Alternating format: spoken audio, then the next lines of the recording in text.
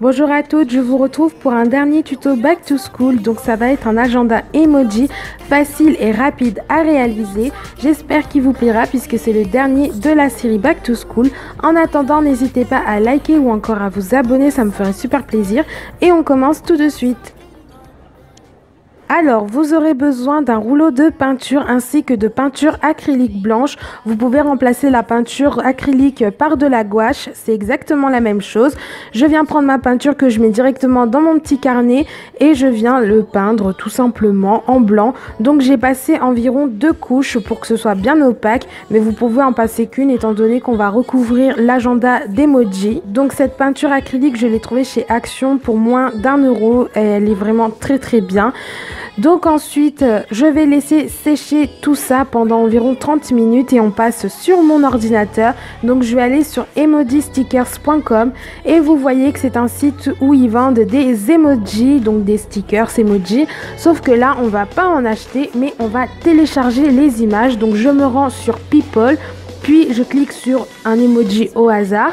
Et je vais faire un clic droit de ma souris, cliquer sur enregistrer sous et vous allez voir que au préalable j'ai enregistré plusieurs images d'emoji. Donc après c'est à vous de parcourir le site. Donc voilà, je prends mon petit dossier et vous voyez j'ai plein d'images d'emoji.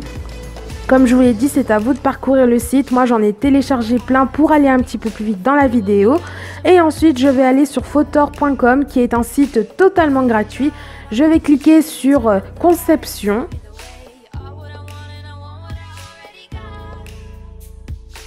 Sur conception, je vais cliquer sur image de chaîne, donc affiche de chaîne YouTube. Je clique sur ouvrir, j'ouvre mon dossier emoji, donc je sélectionne toutes les images et je laisse charger tout ça.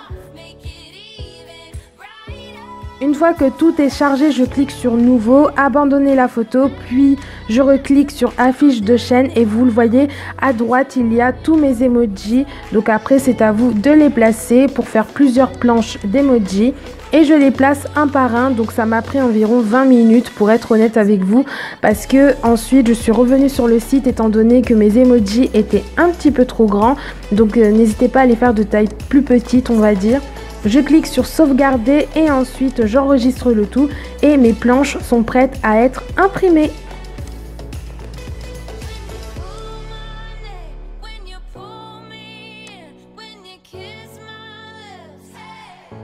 Après avoir découpé tous mes emojis, il ne vous reste plus qu'à les coller avec du vernicole. Donc le vernicole, vous m'avez demandé où on peut en trouver. Donc vous pouvez en trouver chez Cultura ou Truffaut. Ça coûte que 2,50 €. Après ça dépend de la contenance. Moi j'ai pris un pot à 5 € mais je sais qu'il en existe à 2,50 €. C'est vraiment pas cher et je vous conseille d'avoir du vernicole. Ça tient 2 fois mieux et c'est plus rapide en ce qui concerne le temps de séchage. Ensuite, je place mes emojis avant de les coller, histoire de me faire une petite idée du rendu final. Je prends ensuite mon vernicole et un pinceau et je viens coller mes emojis sur mon agenda. Donc là, prenez vraiment votre temps. Il faut que vos emojis soient bien placés, soient bien droits. Après, vous pouvez les placer comme vous le souhaitez. Moi, j'ai décidé de faire comme une sorte de motif imprimé. Ensuite, voici ce que ça donne et comme je vous l'ai dit, je vais faire comme une sorte de motif imprimé. Je vais prendre un emoji que je vais placer au niveau du pli de ma couverture et je le colle tout simplement pour que ça crée une continuité. Vous n'êtes pas obligé.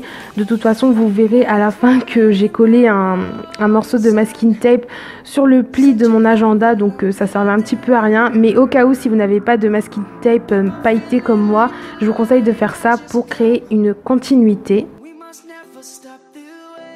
Je fais ça aussi à l'intérieur de ma couverture, donc là faites très attention, il ne faut pas trop que ça tâche les feuilles qui sont dedans et vous voyez que ça crée vraiment une continuité que je trouve assez sympa. Et je fais de même pour la couverture de l'arrière, essayez de varier aussi, ne prenez pas tout le temps les mêmes emojis, ça créera plus de vivant je dirais.